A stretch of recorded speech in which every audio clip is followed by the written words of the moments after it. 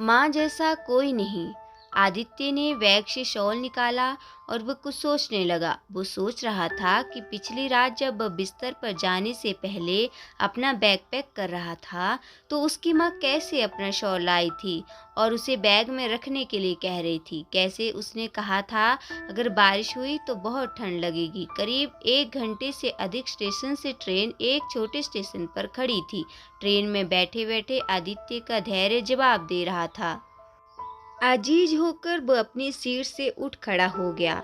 वह पता लगाना चाहता था कि आखिरकार ट्रेन इतनी देर से एक ही जगह पर क्यों खड़ी है। वह अपनी सीट से उठकर गेट के पास गया। उसने बाहर देखा कि यहाँ तो बारिश हो रही है।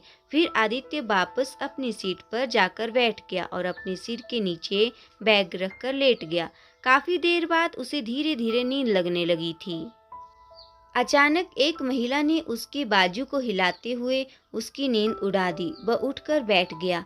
इसी बीच उसकी नज़र एक अधेड़ उम्र की महिला पर गई। वो मैले कुचैले और गंदे कपड़े पहने हुई थी और अपने हाथ में अपना हैंडबैग पकड़ी हुई थी। ट्रेन स्टेशन से बाहर निकल चुकी थी और अपनी रफ्तार पकड़ चुकी थी। नींद में आदित्य को इस बात की तनिक भनक भी नहीं लगी कि कब उसका हैंडबैग उसके सिर के नीचे से फिसलकर नीचे फर्श पर गिर गया था। आदित्य ने फटाक से अपना बैग उस महिला के हाथ से ले लिया और चेक करने लगा कि कहीं उसका पर्स और अन्य सामान गायब तो नहीं है। ज्यों ही उसने अपना बैग खोला तो अंदर अपनी माँ का शॉल देखकर आश्चर्यचकित रह गया। बैग में सारे सामान व्यवस्थित तरीके से रखे हुए थे। आदित्य ने बैग से शॉल निकाला और वह सोचने लगा कि पिछली रात जब वह बिस्तर पर जाने से पहले अपना बैग पैक कर रहा था, तो उसकी माँ कैसे अपना शॉल लाई थी और उसे बैग में रखने के लिए कह रही थी। कैसे उसने कहा था, अगर बारिश हुई तो बहुत ठंड लगेगी। उसे अच्छी तरह मालूम है कि कैसे वो माँ पर नाराज हुआ था और गुस्से में शॉल को बैग से बाहर निकाल कर रख दिया था। मगर ये शॉल अभी भी उसके साथ था। वह मन ही मन सोचने लगा, शायद माँ ने मेरे सो जाने के बाद इसे वापस रख दिया होगा। कुछ वक्त बाद जब आदित्य पानी लेने उठा तो उसने देखा कि उसका शरीर तो बुखार से गर्म हो रखा है। खुद को असहाय महसूस करते हुए उसने तुरंत अपनी माँ को कॉल किया और बोला, माँ, कल रात तुम मुझे कुछ मेडिसिन का पैकेट देना चाह रही थी।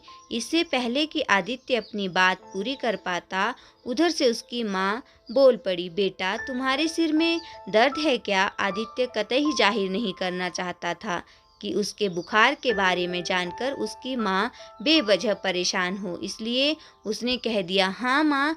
उसकी माँ बोली, मैंने तुम्हारे हैंडबैग के सामने वाली जेब में दवा का पैकेट रखा हुआ है, तुम उसमें से निकालकर सिर दर्द की एक गोली ले लो। और हाँ, मैंने पैकेट में बुखार की दवा भी रख दी है, शायद कुछ खा लो। सुनो, मैंने तुम्हारे बैग में एक सैंडविच पैकेट भी रख दिया है। आदित्य कुछ घंटे बाद सोकर उठा तो पहले से काफी बेहतर महसूस कर रहा था। जैसे ही वह अपने पैर फैलाने के लिए उठा तो उसकी नज़र गलियारे के पास बैठी एक महिला पर पड़ी। उसने अपने बच्चे को गोद में ले रखा था। खिड़की से ठंडी हवाएं आ रही थी। उसके शरीर पर पड़े फटे पुराने कपड़े इस ठंड से बचाव के लिए नाकाफी थे। आदित्य ने गौर से देखा तो पाया कि अरे, ये तो वही महिला है जिसने उसे पहले जगाया था और उसका बैग लौटाया था। बिना सोचे समझे आदित्य ने बैग से अपनी माँ का शॉल बाहर निकाला और ठंड से कांप रहे बच्चे को ओढ़ा दिया।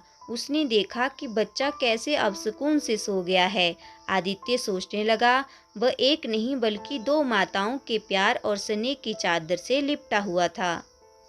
माँ के प्यार की तपिश ही कुछ ऐसी है और माँ जैसा कोई नहीं है।